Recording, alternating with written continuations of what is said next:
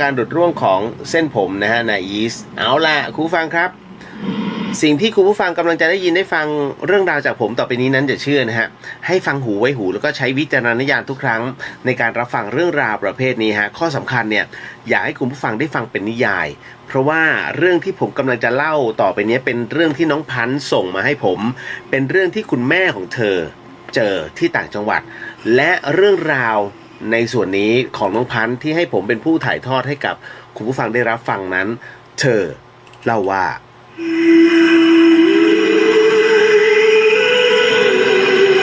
น้องเขาบอกงี้ค่ะว่าเหตุการณ์นี้มันเกิดขึ้นเมื่อ20ปีที่แล้วค่ะ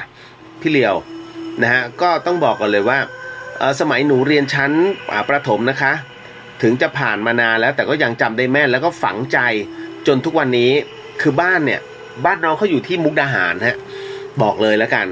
สมัยนั้นเนี่ยบ้านชาวอีสานส่วนมากนั้นจะเป็นบ้านแบบมีใต้ถุนนะคือเรียกว่ายกสูงใต้ถุนโล่งนะฮะแล้วก็มีแคร่ไว้นั่งพักนะพักผ่อนนะฮะพูดคุยกันตามภาษาญาติพี่น้องนะฮะอันนี้หมู่บ้านของพันธุ์บอกว่าน้องเขาบอกว่าหมู่บ้านของหนูเนี่ยเป็นหมู่บ้านขนาดไม่ใหญ่ไม่เล็กนะฮะมีประมาณแค่50หลังคาเรือนบ้านที่เป็นญาติกันนั้นก็จะสร้างติดกันแล้วก็จะมีรั้วไม้ไผ่นั้นเป็นเส้นแบ่งอาณาเขตเท่านั้น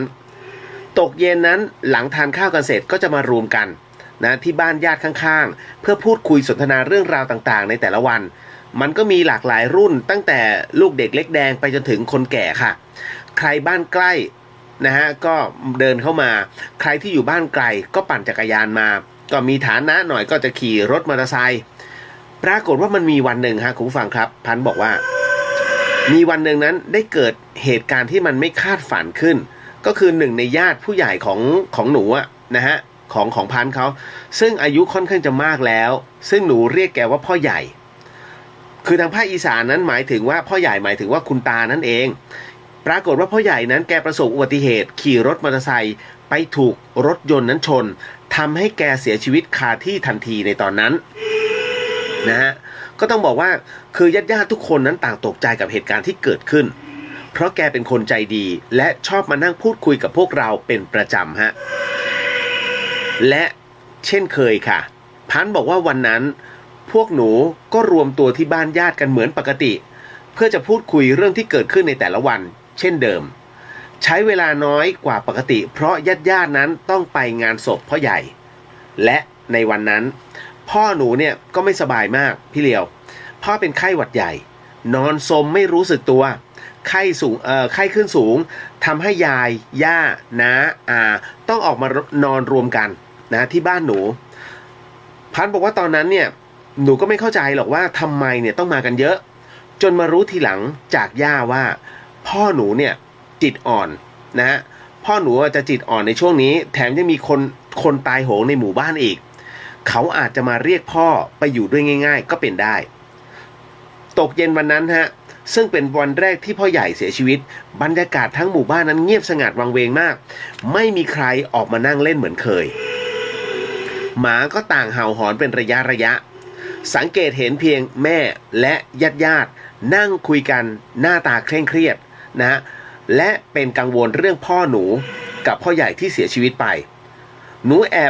เรียกว่าแอบไปฟังบ้างไม่ฟังบ้างหนูไม่ได้สนใจอะไรมากค่ะเพราะมัวแต่เล่นกับพี่ๆน้องๆตามประสาเด็กจนกระทั่งถึงเวลานอนนะฮะจำได้ว่าตอนนั้นเนี่ยน่าจะประมาณ4 ทุ่มได้คือตามบ้านนอกเนี่ยถือว่าดึกมากแล้วนะไอ้4 ทุ่มเนี่ยญาติทุกคนนั้นนอนรวมกันที่โถงบ้านหนูพ่อหนูเนี่ยนอนกลางวงล้อมของญาติส่วนตัวหนูเนี่ยนอนข้างยายนอนไปได้สักพักหนึ่งหนูก็เกิดปวดท้องฉี่ขึ้นมาก็จะไปเองก็กลัวเพราะห้องน้ำมันอยู่ชั้นล่างนะฮะจึงปลุกยายให้พาไปฉี่ยายก็งวงเงียตื่นแล้วก็พาหนูไปฉี่เรียกว่าตอนนั้นเนี่ยมันปวดมากละปวดมากปวดแบบทนไปฉี่ที่ห้องน้ำไม่ไหวก็เลยขอยายเนี่ยนั่งฉี่ข้างบันไดใต้ถุนบ้านนะฮะยายก็ไม่ได้ว่าอะไรนะฮะแต่ก็ให้หนูเนี่ยขยับไปอีกหน่อยนะไม่ตรงหรือว่าใกล้รั้วพอหนูเนี่ยได้ที่ก็จัดการนั่งเลยยายก็นั่งหลับรอที่บันไดปรากฏว่าวันนั้นเนี่ยมันเป็นอะไรก็ไม่รู้ค่ะ ดันฉี่เยอะกว่าปกตินานเลยแถมบรรยากาศเงียบมากเย็นจะเยือกสักพักหนึ่งสายตามันเหลือบไปเห็นคนที่อยู่ใต้ถุนบ้านญาติที่ติดกันเลยนะฮะระยะห่างแค่5 เมตรเห็นจะได้มองเห็นชัดเจนมากเพราะบ้านหนูเนี่ยเปิดไฟใต้ถุนไว้แถมรั้วก็เป็นรั้วโปร่งนะมีไม้ไผ่แค่2 ท่อนพาดหนูจ้องอยู่สักพักหนึ่งนึกในใจว่าเป็นน้าชายแต่เฮ้ยไม่ใช่นะไม่ใช่ใครทั้งนั้นแต่นั่นคือพ่อใหญ่ฮะเป็นพ่อใหญ่ที่ตายแล้วนี่หว่านะฮะอันนี้พันบอกนี่พ่อใหญ่นี่หว่าแล้ววันนั้นเนี่ยต้องบอกเลยว่าลักษณะที่เห็นในตอนนั้นก็คือพ่อใหญ่เนี่ยแกใส่เสื้อยืดคอกลมสีขาวกางเกงขายาวสีดำเป็นชุดที่แกชอบใส่และเป็นชุดที่แกใส่ในวันตายฮะแล้วก็อุทานเลยฮะชิบหายแล้วฉี่ก็ยังไม่สุดตาก็จ้องมองไปที่พ่อใหญ่ชัดเลยใช่แน่ๆแถมแกยังใกล้เข้ามาอีกด้วยแต่ทำไมขาลอยวะนะฮะคือจากส่วนหัวเข่าเนี่ยลงไปเนี่ยหนูมองไม่เห็นเลยมันว่างเปล่าแต่ส่วนใบหน้านั้นกลับไม่มีตาจมูกปากมันเกลี้ยงนะฮะมันโล้นเลยนะฮะเรียกว่ากลางหน้าอกมีคราบเลือดนะฮะเปื้อนเสื้อเต็มไปหมดนะฮะหนูเนี้ยนะฮะพันบอกว่าหนูเนี้ยแบบเฮ้ยมันคืออะไรจากที่เห็นเนี่ยแกยืนที่บันไดก็มาใกล้รั้วขึ้นสักพักหนึ่งไปตรงโอ่งน้ำไม่ได้เดินนะแต่ทำไมขยับได้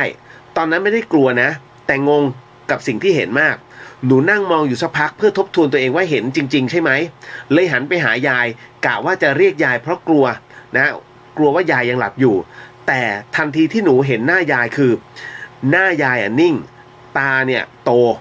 จ้องไปทางเดียวกันเลยฮะหนูรู้ทันทีว่ายายก็เหมือนกันนะยายก็เห็นเหมือนกันยายเหลือบมามองหนูนิดนึงแล้วก็ถามว่าเยี่ยวแล้วละบอไวๆลูกนะฮะหนูเนี่ยยังไม่ทันตอบยายหันหน้ากลับมาทางเดิมกะว่าคงไม่เห็นแล้วนะฮะปรากฏว่าอุทานเลยฮะเชี่ยติดเลย คือมาติดเลยฮะมายืนติดรั้วเลยฮะห่างกับหนูแค่เอื้อมมือได้แต่คราวนี้กลับกลายเป็นเงามัวๆที่เห็นแค่ส่วนบนน่ะหนูก็รีบใส่กางเกงทันที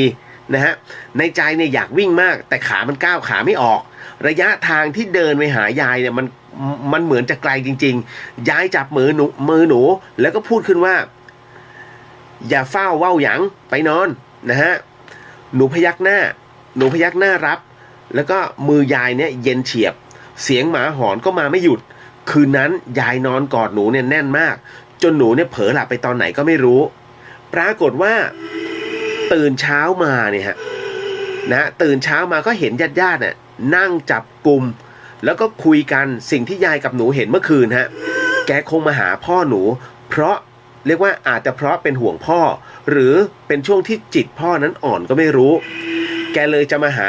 เรียกว่ามาหาคนไปอยู่ด้วยผ่านมา20 ปีแล้วจนทุกวันนี้ภาพนั้นยังติดตาหนูอยู่เลยค่ะและคงไม่มีวันลืมเหตุการณ์วันนั้นได้แน่นอนเคยไปถามคนเฒ่าคนแก่บอกว่าทำไมหนูถึงมองไม่เห็นหน้าคนตายคำตอบที่ได้ก็คือเพราะเขากลัวว่าหนูจะจำหน้าได้และกลัวว่าหนูจะสาปแช่งเขานะฮะนั่นก็คือเรื่องของเรื่องที่น้องพันธุ์ส่งมาให้นะฮะจบไปอีก1 เรื่องราวนะฮะหลอนมากหลอนน้อยว่ากันไปตามเหตุปัจจัยไม่มั่นใจว่าทางYouTube นะฮะจะรับได้หรือยังนะครับเพราะเมื่อกี้หลุดนะครับรับได้แล้วโอเคเข้ามาใหม่ยงสารบอกว่าพี่ครับปีที่แล้วไปไม่ทันทำพิธีโหสิกรรมแต่บูชาพระประธานไว้แล้วเลยถวายวัดแถวทางขับรถผ่านจะได้ไหมฮะได้ครับนะฮะเรื่องพระถ้าอยากจะทำบุญอะไรที่ไหนเนี่ยนะฮะน้องสามารถทำได้หมดเลยนะแต่ว่าสมมุติว่าน้องบอกว่าอยากจะทำที่วัดฝายหินด้วยเจตนาก็ไปจัดการเหมาหรือว่าซื้อพระเอาไว้กะว่าจะถวายวัดฝายหินแต่มันไม่สะดวกนะฮะซึ่งพระวัดฝายหินรับรู้แล้วน้องต้องโทรมาบอกท่านก่อนว่าขออนุญาตนะครับท่านมันไม่สะดวกจริงเลยผมขอถวายวัดใกล้ๆท่านจะได้รับรู้ไม่งั้นเก้อนะฮะไม่งั้นเก้อนะครับเอาละ ต่อมาเมื่อกี้เห็นคุณสมชายสวัสดีครับชมอยู่ครับโอ้ขอบพระคุณมากฮะกำปุงสารพีสวัสดีครับนะฮะคุณนาเดียนาดาบอกว่าคนที่ไปทำบุญกับพระทั้งที่รู้ว่าเป็นพระปลอมนะฮะไม่เป็นไรนะคะได้บุญเหมือนกันค่ะถ้าเป็นพระก็ถือว่าเราได้ทำบุญแต่ถ้าเป็นพระปลอมก็ได้ทำทานนะคะได้บุญเหมือนกันค่ะถูกต้องครับถูกต้องฮะนะฮะนะครับแม็กบอกว่าหวัดดีครับพี่เลียวหวัดดีฮะโอ้หลายทางครับวันนี้เหงาหรือจ๊ะ โอ้เข้ามาทักกันทุกทางมาเข้าสู่เรื่องราวที่น้องถามกันเข้ามาก็ตอบไปเรื่อยๆนะฮะมีแรงตอบก็ตอบนะฮะมีใครสนใจเหรียญกอก้อนเนี่ย ช่องสองผีนะฮะบอกแล้วตั้งแต่วันแรกแล้วโอ้มาโชว์กันจ้าเนี่ยเราก็บอกนะฮะพอเห็นปุ๊บผมก็รู้แล้วว่าโอ้ตายแล้วคนเสียรู้อีกเป็นเยอะเหมือนกันนะฮะเพราะคือมันบางทีคนเรามันหลอกกันเองไม่ได้คือมันสายเดียวกันมันหลอกกันไม่ได้ฮะนะฮะทำไมไม่ใช่ว่าเฮ้ยผมก็ทำไปด้วยนี่หลอกอะไม่มีเงินจะทำหลอกชาวบ้านเขา นะฮะเพียงแต่หมายถึงว่าคนที่มีอะไรที่มันเหมือนกันอย่างเช่นผมก็บอกว่าเราก็เห็นในเรื่องของวิญญาณเนี่ยคือมันอยู่ในสายเดียวกันและศาสตร์เดียวกันเนี่ยมันหลอกไม่ได้พอเราดูปุ๊บเราก็จะรู้เลยนะฮะมีน้องหลายคนถามผมก็บอกว่าเอาจริงนะพี่ไม่ถ้าเป็นพี่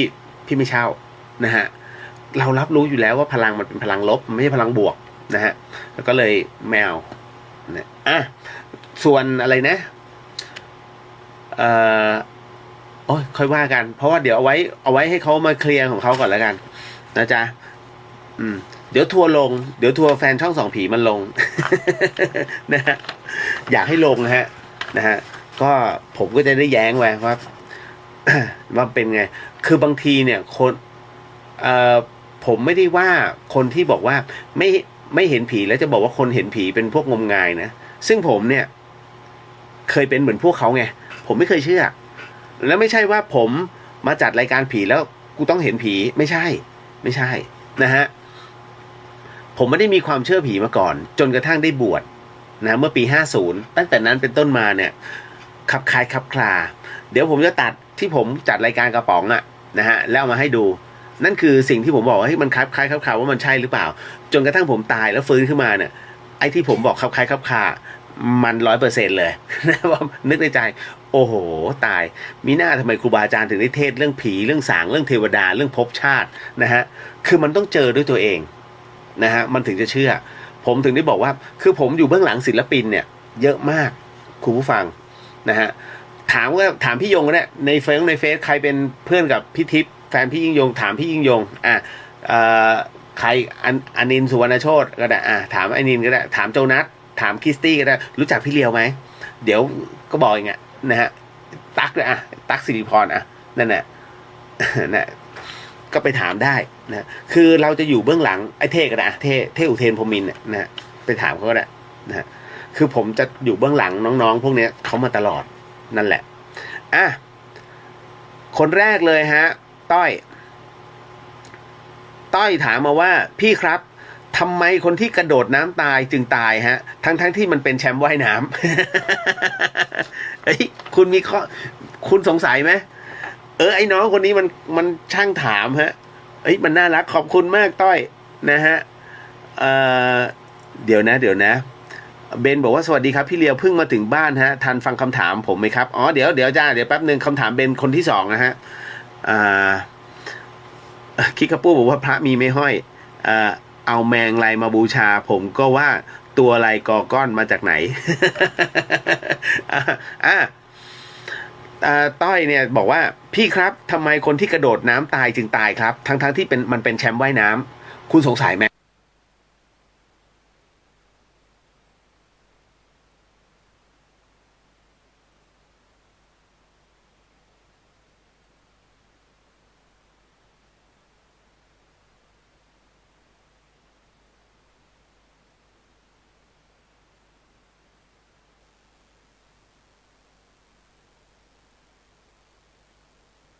ทำไมมันตายวะ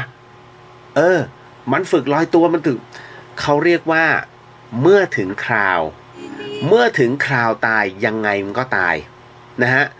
เขาเรียกว่าเหตุปัจจัยตัวกรรมบีบคั้นให้ฆ่าตัวตายเวลาลงถึงน้ำเนี่ยฮะ ผมจะบอกว่าเหตุการณ์นี้เกิดขึ้นกับผมโดยตรงเมื่อปีที่แล้วฮะไอ้น้องตองไม่เข้ามาใช่ไหมคือน้องผมอ่ะเขาต้องการพาสื่อไปเที่ยวนะฮะ4 จังหวัดภาคตะวันออกละออก็ไปนะฮะพี่แป๊วก็ไปนะฮะไปเพื่อที่จะมันทำการโปรโมท4 จังหวัดเพราะอย่างนี้ซึ่งเราก็ทำให้คนที่ว่ายน้ำเป็นทั้งหมดถึงแชมป์ว่ายน้ำสื่อมวลชนเนี่ยคุณพี่เรียกว่าเราก็จะได้เล่นบางคนเนี่ยแม่งเป็นถึงทีมชาติแต่พอกระโดดน้ำฆ่าตัวตายทำไมมันตายวะมันฝึกลอยตัวมันถึงเขาเรียกว่าเมื่อถึงคราวตายยังไงมันก็ตายนะฮะเขาเรียกว่าเหตุปัจจัยตัวกรรมบีบคั้นให้ฆ่าตัวตายเวลาลงถึงน้ำเนี่ยฮะ ผมจะบอกว่าเหตุการณ์นี้เกิดขึ้นกับผมโดยตรงเมื่อปีที่แล้วฮะไอ้น้องตองไม่เข้ามาใช่ไหมคือน้องผมอ่ะเขาต้องการพาสื่อไปเที่ยวนะฮะ4 จังหวัดภาคตะวันออกละออก็ไปนะฮะพี่แป๊วก็ไปนะฮะไปเพื่อที่จะทำการโปรโมท4 จังหวัดซึ่งเราก็ทำให้แต่ทั้งหมดทั้งมวลพอไปในนามสื่อมวลชนเนี่ยคุณเราก็จะได้เล่นน้ำด้วยมันก็จะมีส่วนหนึ่งตอนที่ไปดูแนวปะการังผมเนี่ยคือเขาก็ไอ้ด้านหลังเขาจะมีแบบสไลเดอร์มันเป็นบันไดลื่นอะลงมาฟื้นแล้วก็ลงตุ้มลงน้ำใช่ไหมเราก็ลองเล่นอยู่นะฮะตอนนั้นก็ผมเล่นกับสนุกเกอร์ลงไปปึ้งคนนะฮะน้องคนหนึ่งเขาชื่อสนุกเกอร์นะฮะเขาเป็นเหมือนกับฮาหน่อยนะฮะพอถึงตรงนั้นเสร็จปุ๊บก็รู้สึกว่าอยากจะทิ้งทวนก่อนจะขึ้นเที่ยวสุดท้ายฮะ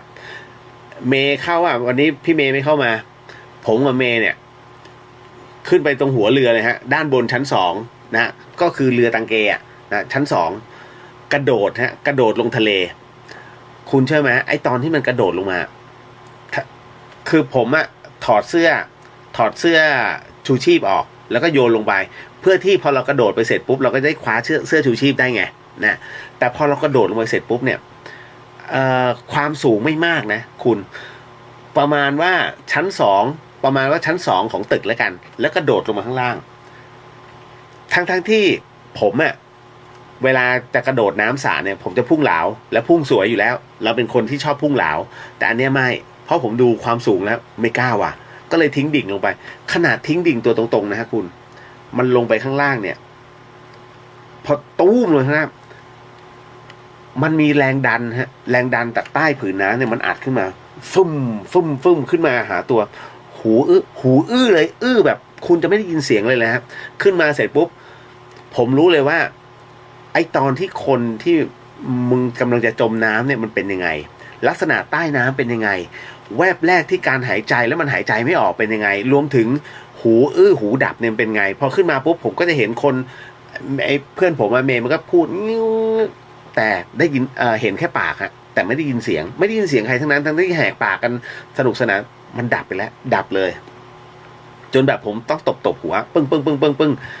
ตบเท่าไหร่มันก็ไม่แต่พอสักครู่หนึ่งฮะก็เลยมันเริ่มได้ยินขึ้นมาทีละนิดแต่อกผมเจ็บมันจุกแต่บอกใครไม่ได้เสียฟอร์มบ้าเหรอแหมกระโดดตรงนั้นท่าสวยนะฮะไปบอกจุกก็โดนฮาสินะฮะเราก็กลัวเสียฟอร์มแล้วก็ค่อยๆเก็บอาการแล้วก็ขึ้นมาแต่มันจุกจริงฮะผมถึงได้รู้ว่าคนว่ายน้ำเป็นถ้าถึงวาระนะคุณเวลามันตกน้ำตุ้มขึ้นมายังไงก็ตายนะฮะเพราะฉะนั้นเนี่ยมันมีวาระของมันเพราะเขาเรียกกรรมมาถึงพร้อมปุ๊บยังไงก็ตายฮะ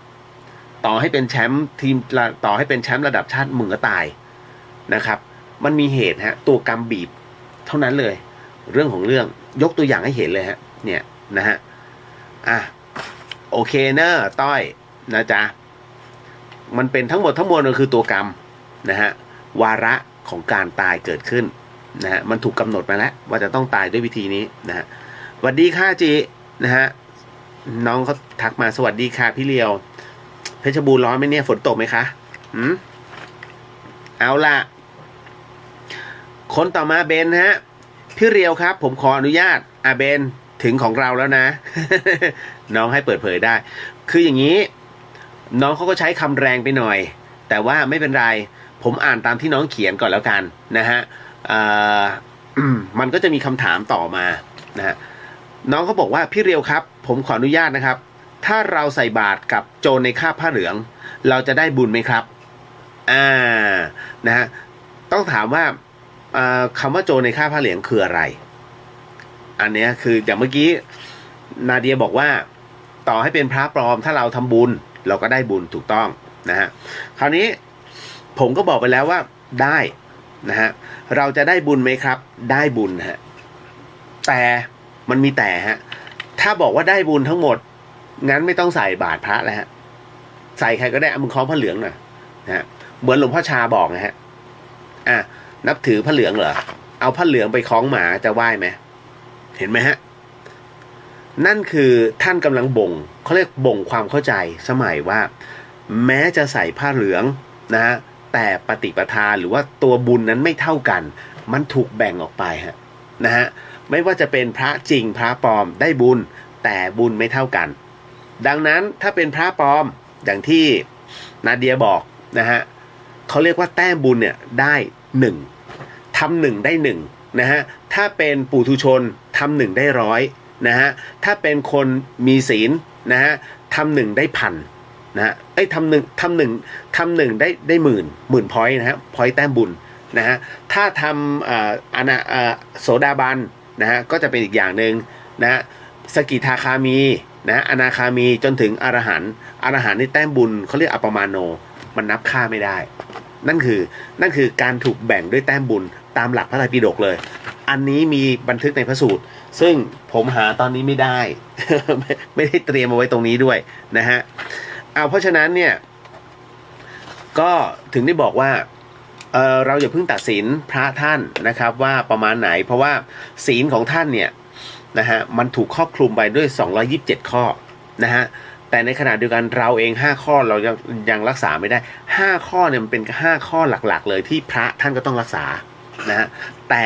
เราเองเนี่ยยังรักษาก็ไม่ได้นะบางคนยังเอา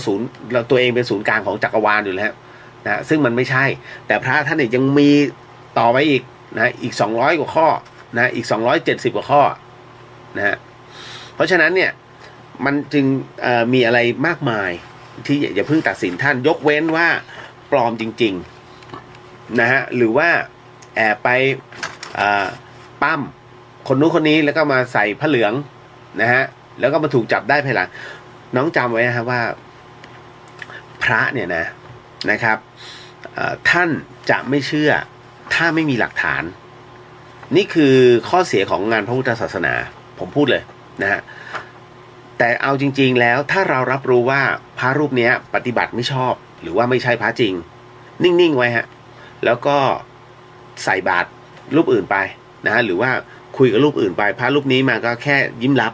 แต่ไม่ต้องไปนินทาหรือไปว่าอะไรท่านนะครับเพราะว่าเขาเรียกว่ามันจะกลายเป็นวจีกรรมนะฮะพอพูดถึงเรื่องพระแล้วนิดนึงฮะอดไม่ได้ขวงประตูท่าแพที่ผ่านมาใครผ่านบ้างฮะประตูท่าแพจังหวัดเชียงใหม่คุณลองผ่านสักครั้งหนึ่งนะแล้วถ้าคุณอยากจะถ่ายภาพประตูท่าแพเนี่ยคุณจะถ่ายได้ไหมไม่ได้มันมีอันนึงเนี่ยผมอยากจะรู้จริงๆนะฮะจริงอยากไปถามนายอำเภอนะฮะท่านนายอำเภอครับไม่ทราบว่า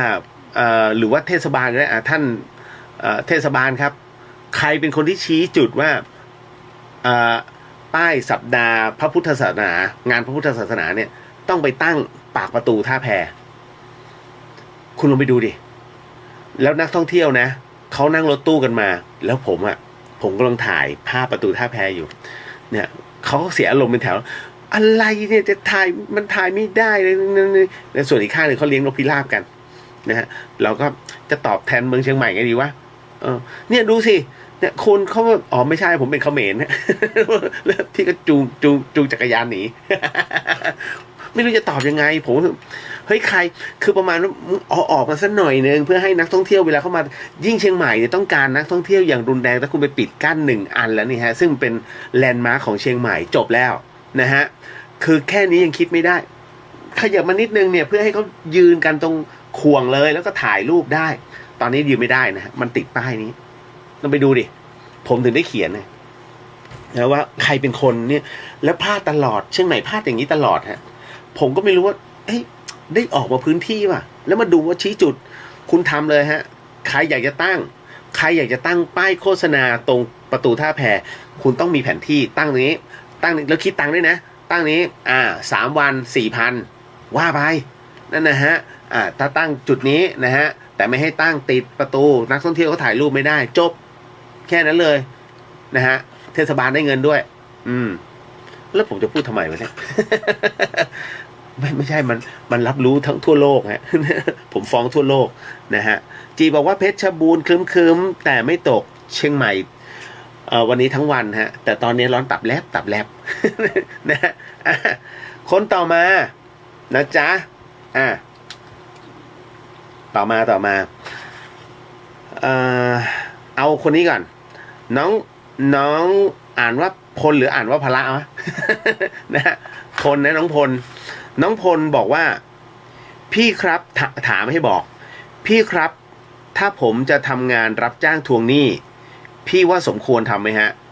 ไม่สมควรฮะท่านในความรู้สึกพี่นะแต่แหมคืออย่างนี้ฮะพลฮะด้วยสถานการณ์โควิดผมเข้าใจนะงานมันหายากแล้วดูดิบอกเลิกจ้างถ้าน้องมีทางเป็นไปได้ในเรื่องของการทวงหนี้ทวงก็ทวงได้นะแต่อย่าใช้ความรุนแรงนะฮะมันต้องระลึกถึงเสมอของฟรีไม่มีในโลกพลนะครับเมื่อคุณทำเขานะครับเขาไม่สามารถทำคุณได้หรอกแต่วงจรฮะวันใดก็ตามที่คุณบอกพี่ครับผมไม่ทำแล้วนะฮะอาชีพนี้วันนั้นน่ะคุณระวังตัวเพราะคุณน่ะรับรู้เรื่องราวความลับเขาเยอะจริงๆสมมุตินะพลเป็นเจ้าหนี้พลเป็นคนปล่อยกู้เงินแล้วพลไปจ้างคนอื่นวันหนึ่งคนนั้นเนี่ยมาเดินบอกพี่ครับผมไม่ทำแล้วนะฮะที่ไปกระทืบคนนั้นคนนี้หรือว่าไปนี้นะผมรับรองว่ามันจะไม่ออกจากปากผมนะฮะแล้วก็ไปคุณไว้ใจเขาไหมภัยมาถึงตัวแล้วไอ้คนนี้เห็นไหมขนาดคุณยังต้องคิดแบบนี้แล้วนับภาษาอะไรในวงจรนี้ฮะนะถูกไหมนะครับเพราะฉะนั้นมันเข้าไปแล้วออกยากนะครับมันเป็นเรื่องของอะไรหลายๆอย่างคุณรู้ไหมประเทศไทยนี่นะถ้าจะให้มันเฟื่องฟูแล้วก็ทุกคนเนี่ยอยู่ในระเบียบนะฮะไม่มีการโกงกินทุกคนต้องได้เงินรางวัลฮะจริงๆนะคุณลองคิดดูดิถ้าสมมุตินะผมสมมุตินะฮะอาจจะมีข้าราชการคนหนึ่งนะครับเกิดการทุจริตเกิดขึ้นแล้วเราคือหนึ่งในผู้ที่รับรู้เรื่องราวตรงนี้แล้วมีหลักฐานแล้วฟ้องหมายถึงว่าบอกหน่วยงานจับปุ๊บผมบอกเลยว่าเงินเดือนของไอ้เนี่ย2 เดือนแรกต้องเป็นของคุณแล้วเมื่อฟ้องเสร็จปุ๊บนะฮะครึ่งหนึ่งของเงินที่ทุจริตไปต้องเป็นของคุณเห็นไหมคุณเชื่อไหมทุกแบบทั้งหมดทั้งมวลเนี่ยมันจะคอยจับตาตำรวจคนนี้รับเงินใช่ไหมมีใบมีภาพฟ้องเรียบร้อยได้เงินด้วยได้เงินเดือนจากมันด้วย นะฮะไม่คือตอนนี้มันมีประมาณว่าตำรวจฟ้องเราได้ทำเรื่องตึ้งเป็นผู้ต้องหาทันทีฮะแต่เราเนี่ยไม่สามารถจะทำอะไรเขาได้เลยถูกไหมฮะมันเกิดการเหลื่อมล้ำขึ้นมาหลายคนจึงมาบ่นนี่พี่เลี้ยวดูดิมันเป็นไงแล้วผมจะทำอะไรได้ฮะผมไม่ใช่อธิบดี นะฮะผมก็ได้แต่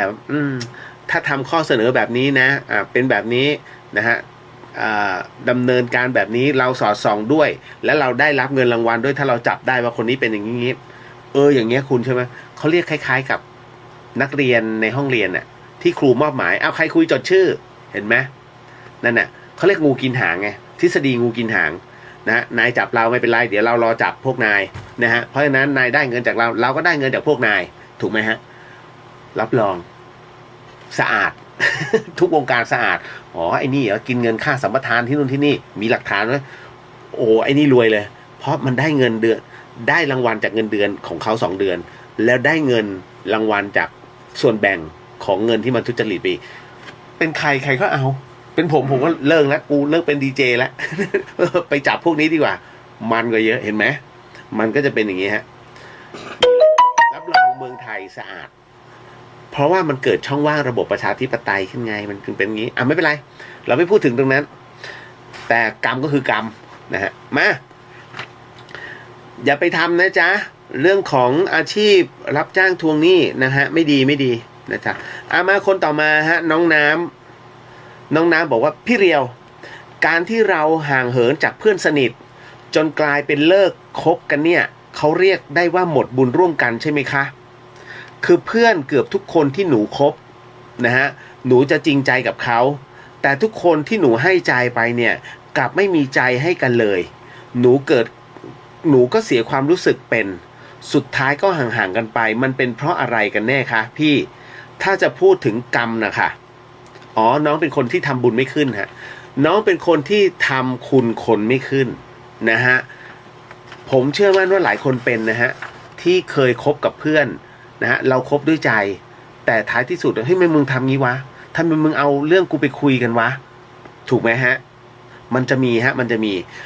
อันนี้นี่เองเนี่ยฮะเราห้ามเขาเรียกว่าพระพุทธเจ้าเองเนี่ยฮะยังถูกนินทานะครับโบราณจึงว่าไว้ว่าตราบใดถ้าคุณยังไม่สามารถห้ามพระอาทิตย์ส่องแสงหรือแม้แต่ห้ามพระจันทร์ขึ้นได้คุณไม่สามารถจะห้ามคนให้เมาส์มอยได้ฮะจริงๆนะครับดังนั้นนะในส่วนตรงนี้นี่เองเนี่ยฮะการที่คุณให้ใจไปเป็นเรื่องที่ดีส่วนผมเองเนี่ยผมจะบอกเลยนะผมเป็นคนที่เคยให้ใจกับเพื่อนๆผมถึงได้บอกว่าผมมีเพื่อนสนิทเนี่ยทั้งชีวิตเลยผมมีอยู่3 คนเป็นเพื่อนที่แบบว่าแค่มองปุ๊บรู้แล้วมึงคิดอะไรอยู่นะฮะก็จะมีพี่เมย์เขา1 คนนะฮะมีอีกคนหนึ่งเป็นพี่ขวัญสุดอีกคนหนึ่งเนี่ยห่างๆกันไปแต่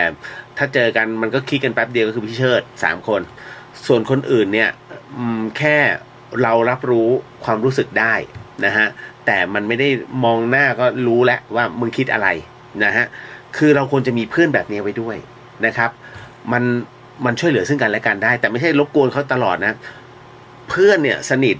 ได้แต่เมื่อไหร่ก็ตามคุณไปพูดเรื่องเงินเรื่องทองกับเพื่อนสนิทเนี่ยคุณจะถูกเลิกคบทันทีคุณสังเกตไหมนะฮะเฮ้ยยืมเงินหน่อยดินะฮะอีก3 วันเฮ้ยยืมเงินหน่อยดิเสร็จปุ๊บมาอีกยืมเงินน่ะทุกอย่างเนี่ยมันเป็นเพราะอะไรรู้ป่ะเพราะตัวเงินเนี่ยฮะมันเป็นปัจจัยสำคัญที่ซื้อความต้องการทางความรู้สึกมันเหมือนกับว่าคุณไปริดรอนความรู้สึกนะฮะที่เขาอาจจะต้องอยากได้ของบางอย่างที่เขาต้องการจะซื้อเนี่ยคุณไปริดรอนเข้ามาไม่มีใครพอใจฮะเรื่องเงินนะดังนั้นเนี่ยการยืมเงินจึงเป็นเครื่องบาดใจของแต่ละคนดังนั้นถ้าคุณจะคบกันกับเพื่อนอย่าคุยเรื่องเงินยกเว้นว่าเพื่อนเดือดร้อนจริงๆคุณหยิบยื่นให้เลยผมเนี่ย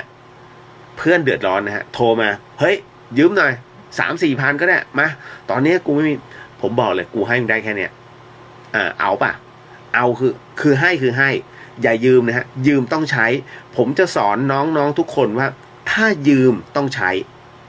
แต่ถ้าบอกว่าเฮ้ยขอหน่อยดิไม่มีว่ะถ้าขอเนี่ยไม่จำเป็นคุณให้ได้เท่าที่คุณให้แล้ว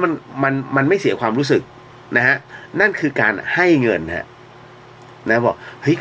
อยากให้เฮ้ยมันเดือดร้อนว่ะช่วยหน่อยดิเฮ้ยจะบอกว่ายืมกูก็ไม่มีใช้ว่ะนะฮะแต่ว่าขอได้ไหมนะขอ500ดิพูดอย่างเงี้ยจบฮะ500จบแล้วมันไม่ติดใจกันเพราะให้แต่ถ้าบอกว่ายืมปุ๊บไอ้คนที่ให้ยืมเนี่ยมันจะคิดแล้วเมื่อไหร่มึงจะใช้วะวันไหนว่ามึงจะใช้เห็นไหมมันจะตั้งตารอฮะซึ่งถามว่ามีความสุขไหมไม่มีความสุขดังนั้นผมถึงได้บอกน้องไงครับว่าถ้ารักกันอย่าคุยเรื่องเงินเรื่องทองนะฮะในส่วนตรงนี้นะครับถามว่าหมดบุญไหมเขาเรียกว่าจะเรียกว่าบทบุญก็ได้นะฮะเพราะว่ามันจะมีเขาเรียกตัวศีลเนี่ยมันเป็นตัวที่ผลักออกไปนะครับคนที่ไม่จริงใจมันจะถูกผลักออกไปทันทีฮะเพราะคุณเนี่ยเป็นคนที่ให้ใจอันบริสุทธิ์เข้าไปแล้วความบริสุทธิ์ใจเนี่ยมันเป็นเครื่องยืนยันนะครับเนาะผมจะบอกเลยนะน้ำครับคุณไปอยู่ที่ไหนเนี่ยนะ มีแต่คนจะรักแล้วคนอยากจะคบเพราะคุณน่ะเป็นคนที่ให้ใจคนเนี่ยฮะอยากเป็นเพื่อนถ้าผมเจออย่างนี้นะผมก็อยากเป็นเพื่อนโอ้มันให้ใจเราอย่างน้องคนนึงเนี่ยเอาผมง่ายๆน้องกำนะฮะน้องกำมีกำเหลงจรเนี่ยที่ผมจะน้องๆออฟโหลดเนี่ยจริงๆทุกคนผมให้ใจหมดทุกคนแต่ว่าอันนี้คือเขาแสดงความเขาเรียกว่าคือมันจริงใจกันแบบจริงๆอ่ะเราก็โอเคนะฮะเราก็เต็มที่กับทุกๆคนนะเพราะฉะนั้นในเมื่อเขาให้ใจมาต้องให้ใจกลับนะฮะอย่าไปคิดเยอะนะแต่ณตรงนี้ผมเข้าใจครับเพราะมันเป็นในช่วงวัยรุ่นถ้าวัยรุ่นเนี่ยมักจะเกิดการหักหลังซึ่งกันและกันอยู่เรื่อยๆนะฮะเขาเรียกว่าบางทีไม่มีเรื่องคุยก็เอาให้คนใกล้ตัวเนี่ยมาหยิบมาคุยเป็นปกติมันเป็นปกติของมนุษย์ฮะเพียงแต่ผมจะบอกน้องนะฮะนะว่าณเวลาเนี้ยถ้าคุณจะคบใครสักคนหนึ่งคุณดูนานๆหน่อยนานๆนิดนึงแล้วดูว่าไอเนี้ยไว้ใจได้ไหมถ้าดูว่าไว้ใจได้ค่อยให้ใจเขาแต่ถ้าดูแล้วมันขี้นินทาว่ะขนาดคนนั้นคนนี้นินทาคุณแค่คบเขาเผลอๆพอวิธีการนะจ๊ะเก็ตนะฮะมันก็เป็นเรื่องของกรรมนั่นแหละนะฮะที่มันหมดบุญร่วมกันหรือเปล่าคือคำว่าหมดบุญร่วมกันเนี่ยมันจะใช้กับคู่อ่ะมันก็น่าจะใช้ได้นะเพื่อนกันมันก็คู่กันนะก็น่าจะใช่อะฮะเห็นไหมผมยังไม่แม่นเลยเรื่องประเภทนี้ผมบอกแล้วไม่มีใครมารู้ทุกเรื่องหรอกเรนนี่จะมารู้ทุกเรื่องได้ไงเรานั่นน่ะ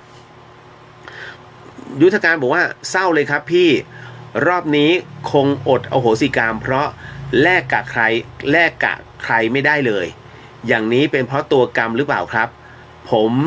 มนี่ถึงกับเซ็งเลยฮะอย่างนี้ต้องวางอุเบกขาหรือเปล่าถูกต้องฮะคือเขาเรียกอย่างนี้ฮะการที่คุณจะทำอะไรสักอย่างหนึ่งเอาง่ายๆอย่างเนี้ยสมมุติว่าธรรมสถานเปิดจองให้คนเนี่ยมานั่งเพื่อทำพิธีโอสิกรรมในพื้นที่ที่จำกัดคุณเนี่ยตั้งใจว่าเดี๋ยวถ้าพี่เลี้ยงมึงพูดเมื่อไหร่กูจะจองทันทีเลยนี่แต่ปรากฏว่าเนี่ยคล้ายๆแบบนี้ฮะมันมีอุปสรรคที่ไม่สามารถจะเข้ามาจองแทนชาวบ้านเขาได้หรือว่าจองแทนตัวเราได้เขาเรียกว่าเนี่ยตัวกรรมนะฮะเขาเรียกวาระยังไม่ถึงวาระณจุดตรงนี้ที่เข้าร่วมยังไม่ถึงคิวเรามันก็จะมีเหตุนะฮะมันจะมีเหตุให้ผลักออกไปนะฮะแต่ถามว่าทำได้ไหมฮะยุทธการคืออย่างนี้ผมจะ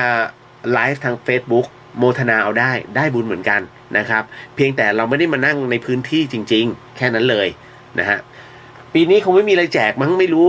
นะฮะปกติมันจะมีของแจกเนาะนะครั้งที่แล้วหลวงพี่ภาสกรก็แจกพระปองดองไปแล้วนะครับซึ่งพระรุ่นนี้นะถือว่าโอเคสุดๆเลยฮะเท่าที่ผมรับมาในช่วง 7-8 ปีที่ผ่านมาเพราะไม่เห็นกระตาว่าโอ้เหนียวอ่ะ นะฮะนะครับลุงกุ้งฟังอยู่ครับผมว่าจะไปตัดผมนะลุงกุ้ง นะโอเคนะน้องน้ำจบนะคะคนต่อมานะฮะออมสินโอ้โหออมสินถามร้าวรานมากนะครับเดี๋ยวแว่นอยู่ไหน นะฮะออมสินถามว่าพี่คะนรกสวรรค์เทวดาถามหมดเลยนะนรกสวรรค์เทวดามีจริงไหมคะ ผมตัดคำว่ามันออกน้องก็ถามมันมีจริงไหมคะมีจริงไหมคะแล้วมาเลเซียแอฟริกายุโรปเวลาตกนรกเขาเป็นยังไงคะงงไหมสงสัยป่ะเรื่องนรกสวรรค์ต่างประเทศหรือว่าต่างศาสนากันหลายคนผมเชื่อมั่นว่าหลายคนก็คิดเหมือนกันนะฮะเฮ้ยมันแล้วต่างประเทศนะฮะมันจะมีไหมอิสลามเขาจะมีของเขาไหมคริสต์เขาก็จะมีของเขาไหมนะฮะผมตอบก่อนนะฮะในช่วงของนรกสวรรค์เทวดาผมไม่เคยตกนรกผมไม่เคยขึ้นสวรรค์ผมเห็นเทวดาผมเคยตายผมเห็นผีนะฮะแต่เป็นช่วงเวลาที่ผมไม่ได้ลงไปในนรกนะฮะเพราะฉะนั้นผมจึงเป็นแค่สัมภเวสีเบาๆนะฮะผมเป็นเพียงแค่ตอนที่ผมตายนะฮะผมแค่สัมภเวสีเบาๆที่อยู่ใกล้ร่างตัวเอง แค่นั้นเลยนะฮะในส่วนของนรกนั้นน่าจะมีแต่ถ้าตามหลัก31ภพภูมิแน่นอนฮะมีแน่นอนคุณจำไว้นะ16ชั้นฟ้า15ชั้นดินคำว่าชั้นดินนี่หมายถึงรวมถึงกึ่งเปรตอสุรกายก่อนแล้วก็ค่อยลงไปนรกตามขุมต่างๆนะฮะอีก7ขุมแล้วมันแยกย่อยไปอีกเอาละพอถึงตรงนี้เสร็จปุ๊บก็จะมาบอกเลยว่านรกเนี่ยผมไม่รู้แต่ผมรู้ว่าคนที่มารับผมตอนที่ตายเนี่ยนะฮะจำได้ไหมที่ผมบอกผมนอนอยู่แล้วมีผู้ชายคนหนึ่งไม่ได้ใส่เสื้อนุ่งผ้าเตลสีแดงนุ่งจุงกระเบนถ้าภาษากลางเรียกจุงกระเบนสีแดงนะฮะถ้าอันนี้ก็เตี่ยวแล้วกันนะฮะผ้าเตี่ยวสีแดงนะฮะแค่นั้นเลยฮะตัวก็แบบเล้าๆนี่แหละไม่ได้มาขาวผ่องอะไรมากมายนะฮะแล้วก็เขาลอยมาตรงหน้าแล้วก็คว้าเชือกมาอันนึงจากข้างหลังมาจากไหนไม่รู้อยู่ๆมันก็คว้าขึ้นมาได้ฟึบใหญ่มากนะฮะอารมณ์ว่าคล้องวิญญาณแน่ๆนึกในใจสงสัยมาคล้องวิญญาณกูแน่นะฮะแต่จากนั้นเนี่ยผมเห็นแค่นั้นฮะแล้วเขาก็หายไปเพราะฉะนั้นพอถึงจุดนี้เสร็จปุ๊บเนี่ยแล้วเขาคือใครเขาก็คือคนที่ต้องนำในส่วนของเรียกว่าตัววิญญาณเนี่ยไปสู่อีกที่หนึ่งนะฮะเพราะฉะนั้นในส่วนตรงนี้นี่เองเนี่ยค่อนข้างจะมั่นใจว่าในเรื่องของการที่จะไปนรกสวรรค์มีแน่ๆแล้วทำไมพี่เลียวจึงไม่รู้ว่าเรื่องสวรรค์มันมีจริงไม่จริงไม่รู้คุณคนไหนที่เอ่ยอ้างว่าเคยไปเหยียบสวงสวรรค์ผมอยากให้คุณรู้ไว้เลยว่าคนคนนั้นโกหกทำไมถึงโกหกนะฮะเพราะมึงทำอะไรถึงมีบุญขนาดนั้นนะฮะแต่ผมเชื่อมั่นมนุษย์คนหนึ่งฮะเขาเรียกมนุษย์3โลกนะฮะโรคหัวใจ โรคปอดโรคตับ ไม่ใช่เขาสามารถติดต่อได้3โลกจริงๆฮะนะฮะแล้วเวลาไปนรกสวรรค์นะฮะก็จะมี1พระเจ้าพิงคะนครนี่ฮะไม่ใช่อะไรนะขุนหลวงวิลังคะผมไม่รู้นะว่าท่านเป็นใครขุนหลวงวิลังคะคนหนึ่งจำได้คนที่2คือครูบาหลวงวัดฝายหินเป็นผู้ที่นำชายคนนี้ไปทุกคืนณวันนี้ที่กำลังพูดอยู่ผมก็เชื่อมั่นว่าเขากำลังไปอยู่ผู้ชายคนนี้สามารถติดต่อได้จริงๆนะฮะแล้วถูกพิสูจน์มาแล้วฮะด้วยครูบาวัดพระบาทตากผ้าครูบาพรหมมาถูกพิสูจน์มาเรียบร้อยแล้วว่าของจริงนะฮะแล้วผมก็รับรู้เคยคุยกับเขาหลายรอบแล้วฮะทุกคนเรียกเขาอาจารย์แต่ผมเรียกเขาพี่ เขาถึงชอบ นะฮะก็สนุกสนานให้อยู่ลำพูนอันนี้1คนที่เขารับรู้ดังนั้นคำว่านรกสวรรค์เอาเป็นว่ายังไม่ต้องตายถ้าปัจจุบันนี้ถ้าคุณทำความดีแล้วคุณมีความรู้สึกอิ่มเอิบอย่างเช่นไปเขาเรียกว่าไปบริจาคเลือดมาการไปบริจาคเลือดมาประโยชน์คืออะไรคนไหนที่มีเคราะห์ถูกบอกว่าเฮ้ยระวังเลือดตกยางออกคุณไปรีบไปบริจาคเลือดเลยให้เลือดมันออกก่อนเลยฮะเขาเรียกแก้เคล็ดระวังนะจะถูกฟ้องมีคดีความเกิดขึ้นเนี่ยระวังเหอะมึงหัวจะไม่อยู่กับบาคุณรีบไปเลยฮะที่สถานีตำรวจนะฮะไปหยอดกล่องอะไรก็ได้ฮะรับบริจาคที่หน้าสถานีตำรวจแล้วคุณอยู่ตรงนั้นแป๊บหนึ่งนะฮะหมู่คะขออยู่นิดนึงนะคะมันสบายใจค่ะขออยู่สักชั่วโมงนะคะนะฮะเห็นร้อยเวรทำงานเหนื่อยๆคุณรีบไปซื้อน้ำเลยร้อยเวรคะไม่ได้สินบนแต่เห็นว่าทำงานเหนื่อยเขาเรียกว่าเป็นการแก้เคล็ดนะในเรื่องของคดีความหรือว่าการเลือดตกยางออกหรืออีกประเภทหนึ่งก็คือทำบุญนะเข้าวัดทำบุญตึกสงฆ์อาพาธอย่างเงี้ยฮะนะก็สามารถนะเขาเรียกว่าทำให้เคราะห์ที่มันจะหนักเนี่ยเบาลงได้เขาเรียกว่าเป็นการตัดเคราะห์ลงเขาเรียกลิดรอนเคราะห์กรรมนั้นลงนี่ฮะเพราะฉะนั้นเนี่ยในกรณีแบบนี้นะฮะถ้าคุณไปบริจาคเลือดเสร็จปุ๊บแล้วโอ้ยเสร็จปุ๊บเนี่ยรู้สึกอิ่มเอิบนะฮะเฮ้ยเราได้บริจาคเลือดแล้วช่วยชีวิตคนได้เยอะน้องกำลังขึ้นสวรรค์ เพราะความดีใจความอิ่มใจความที่คุณแบบเฮ้ยเราแบบมีความภาคภูมิใจในสิ่งที่เราทำนี่แหละฮะนี่เขาเรียกกาลามสูตรซึ่งไม่ต้องมีใครบอกคุณเลยมันคือกุศลไงเพราะคุณดีใจเพราะจากเลือดของเราถูกไหมหลักกาลามสูตรเนี่ยต่อให้แหกปากพูดเอ้ยทำอันนั้นเป็นเรื่องที่ดีนะไอ้นั่นจงเชื่อแบบนี้นะไม่กาลามสูตรไม่ได้สอนให้เชื่อนะพระพุทธเจ้าบอกอยู่แล้วฮะว่าอย่าเชื่อในสิ่งที่เขาเล่ากันมาอย่าเชื่อในสิ่งที่เขาบอกต่อกันมาอย่าเชื่อในสิ่งที่เขาบันทึกกันมานะฮะหรือว่าอย่าเชื่อในสิ่งที่ครูบาอาจารย์สอนกันมา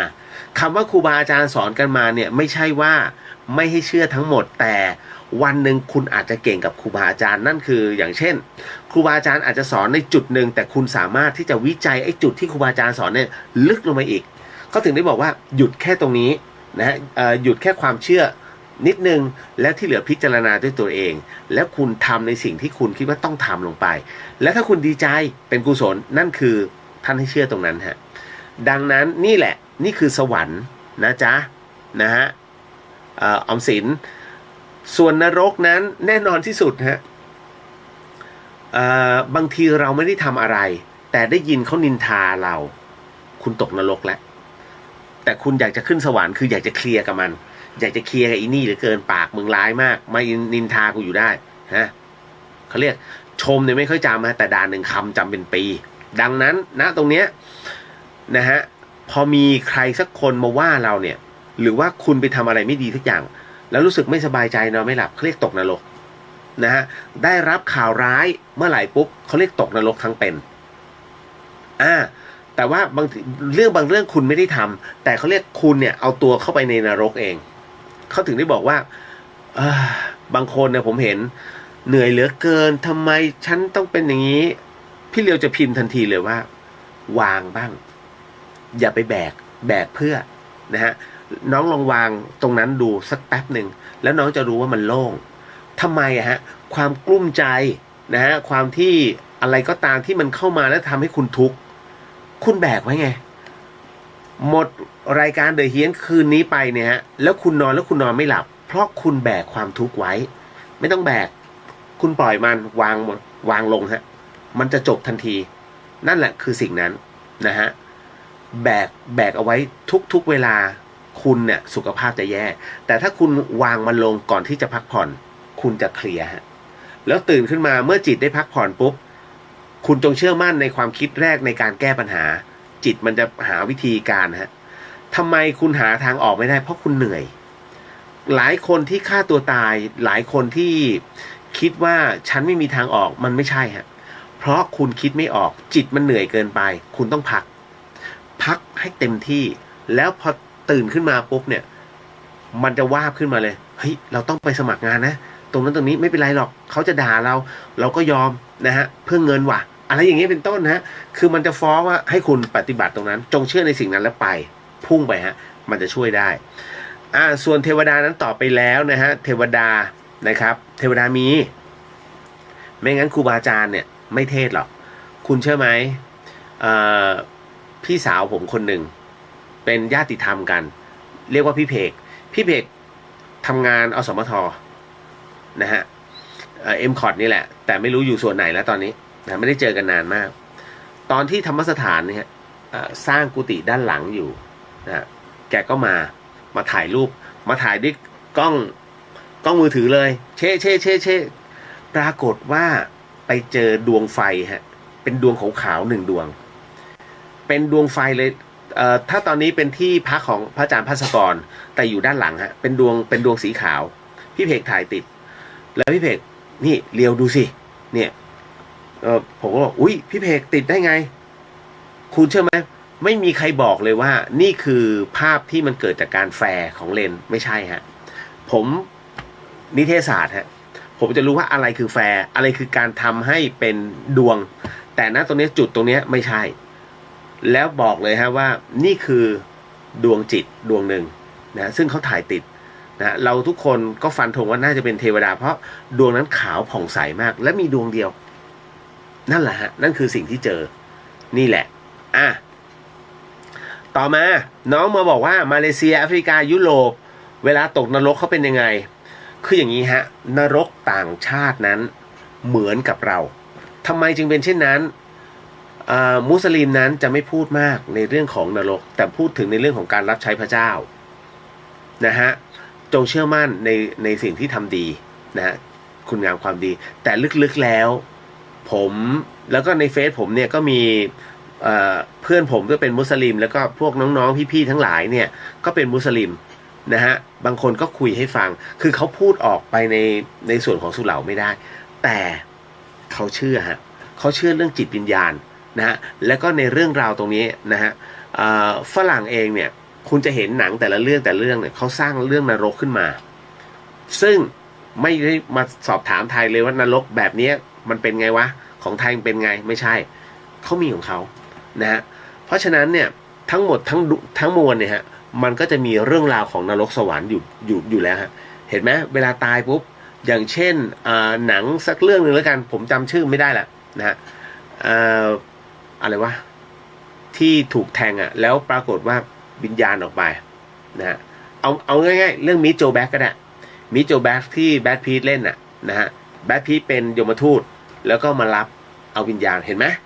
นั่นคือสิ่งหนึ่งที่บ่งบอกว่าของเขาก็มีเหมือนกันนะทำดีก็ขึ้นสวรรค์นะฮะแต่ถ้าทำชั่วก็ลงนรกเช่นกันฮะแบทพีทก็บอกลากลงนรกนี่คือมันเป็นแบบนั้นแต่ครั้งนี้ก็ตามพุทธเนี่ยมันจะละเอียดตรงที่ว่าจะมีถ้าปฏิบัติไปเรื่อยๆจะมีถึงนิพพานชั้นพรหมก่อนแล้วไปนิพพานแต่ของที่อื่นเนี่ยเขามีกลับมาเกิด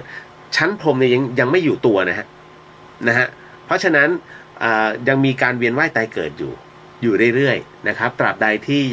ยังไม่วางอุเบกขานะฮะอันนี้ก็เลยเล่าสู่กันฟังเขาก็มีฮะแต่เขามีในรูปแบบของเขา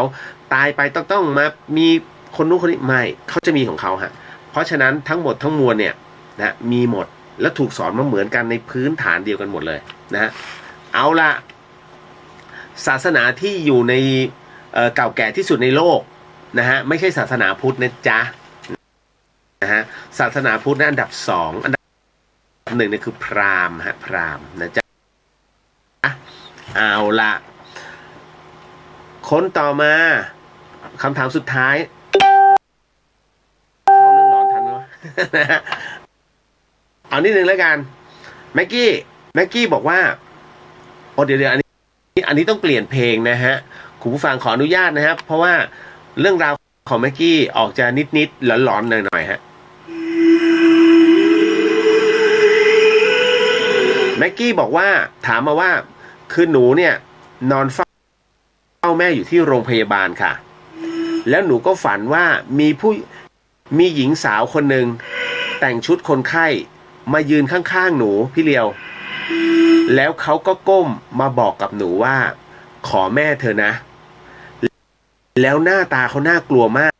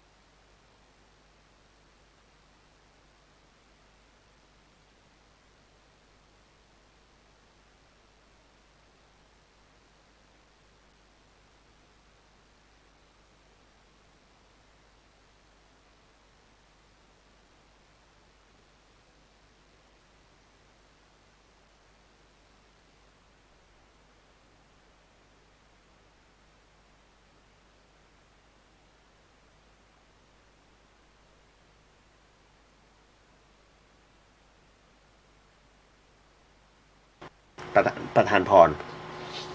นะฮะเห็นไหมนะฮะมีที่มาที่ไปชื่อปางบามียันนะฮะ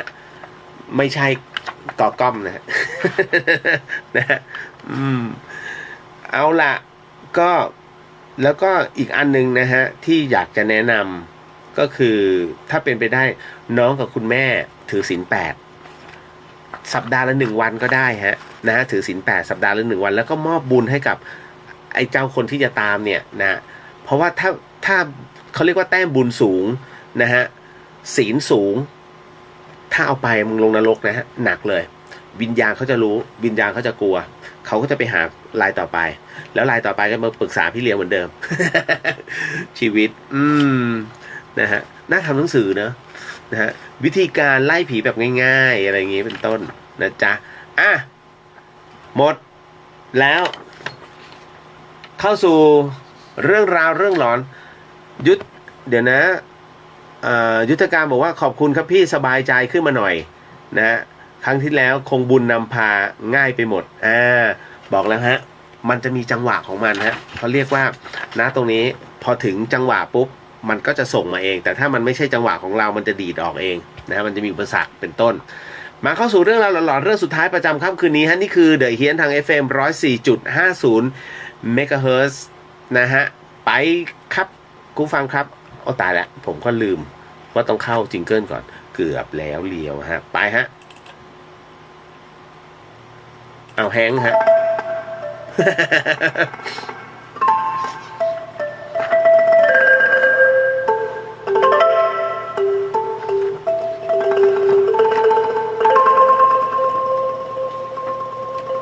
รายการนี้ไม่เหมาะกับเด็กอายุต่ำกว่า 15 ปีและทุกแถวที่แฝงตัวมาหากินในพระศาสนาผู้ปกครองหรือพระผู้ใหญ่ควรพิจารณาในการรับฟัง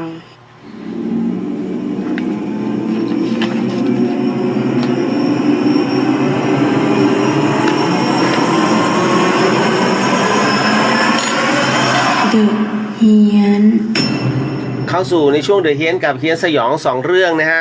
ในค่ำคืนนี้ฮะคุณผู้ฟังครับก็สนับสนุนเหมือนเดิมจ้า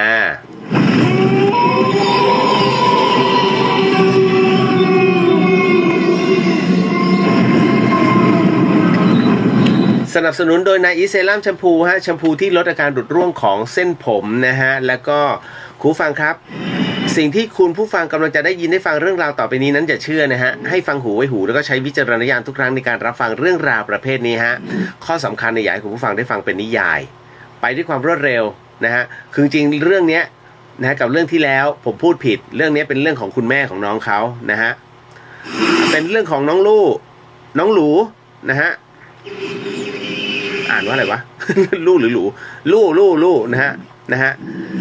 เป็นเรื่องที่บอกว่าทำของใส่นะฮะก็ใช้วิจารณญาณในการฟังนะจ๊ะฟังเป็นนิยายนะฮะฟังหูไว้หูนะจ๊ะและเรื่องราวตรงนี้ที่ลู่ให้ผมเป็นผู้ถ่ายทอดให้กับคุณผู้ฟังนั้นเธอเล่าว่าน้องเขาบอกว่าเรื่องนี้เป็นของแม่หนูเองนะครับพี่เลียวเกิดขึ้นมาเมื่อ40 ปีก่อนโอ้โหเอาการถ้า40 ปีนะฮะตอนนั้นน่ะ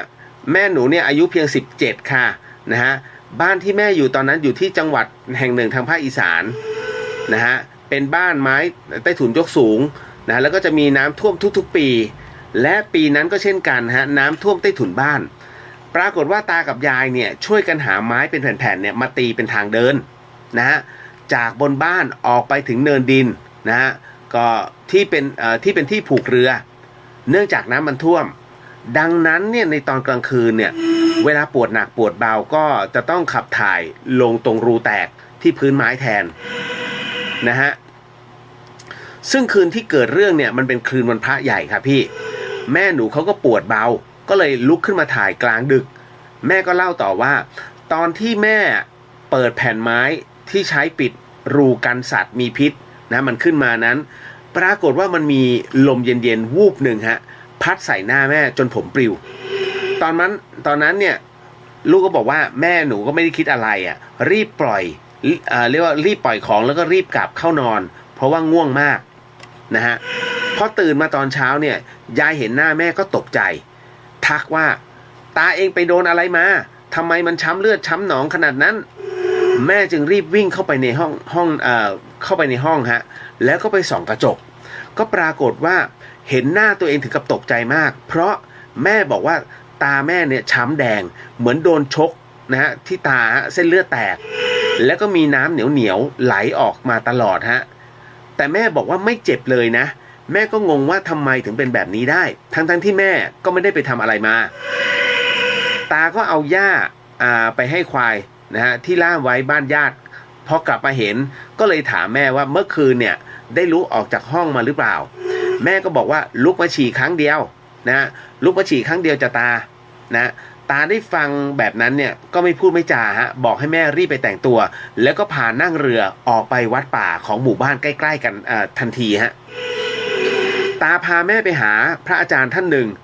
เล่าเรื่องราวให้พระอาจารย์ฟังพระอาจารย์ก็จ้องหน้าแม่แล้วก็บอกว่าวันพระอย่าออกจากบ้านหรือว่าเปิดบ้านกลางดึกสุ่ม4สุ่ม5พร้อมกับบอกตาให้หากระโถนมาไว้ฉี่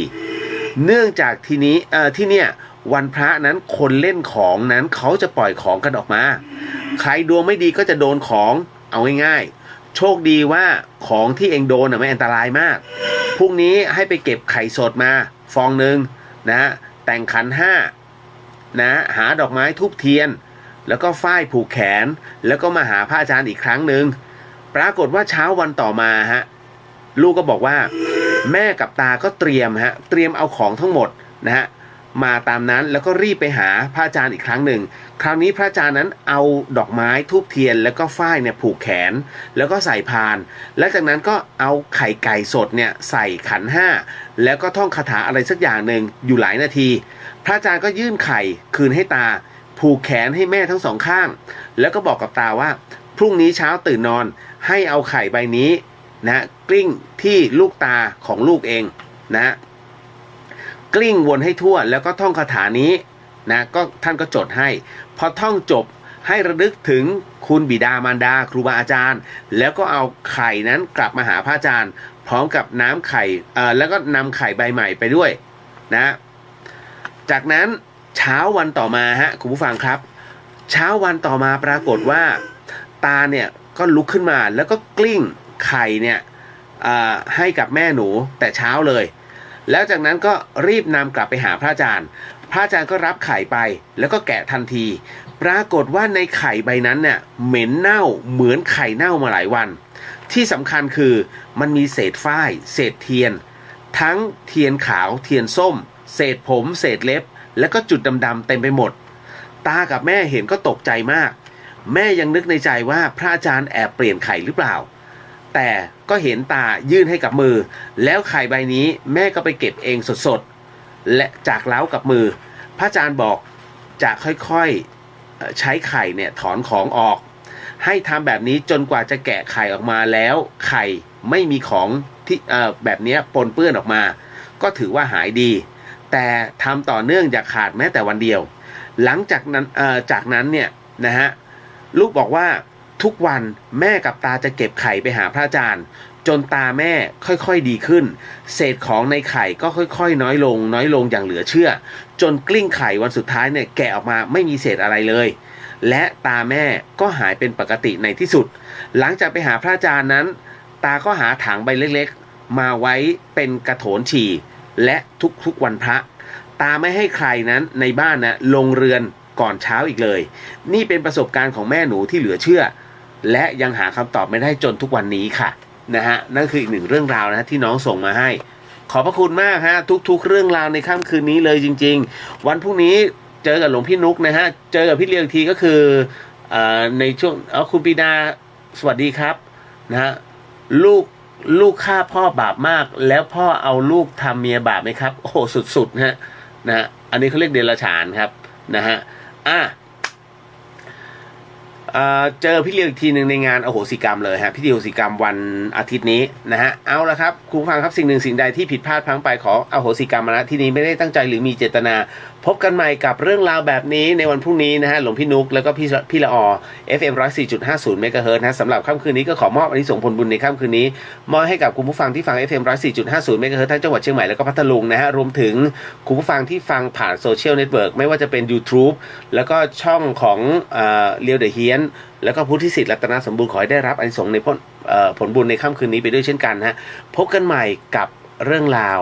ของเดอะเฮียนฮะสำหรับค่ำคืนนี้ราตรีสวัสดิ์นะครับพี่น้องชาวเชียงใหม่ราตรีสวัสดิ์นะครับพี่น้องชาวพัทลุงแล้ว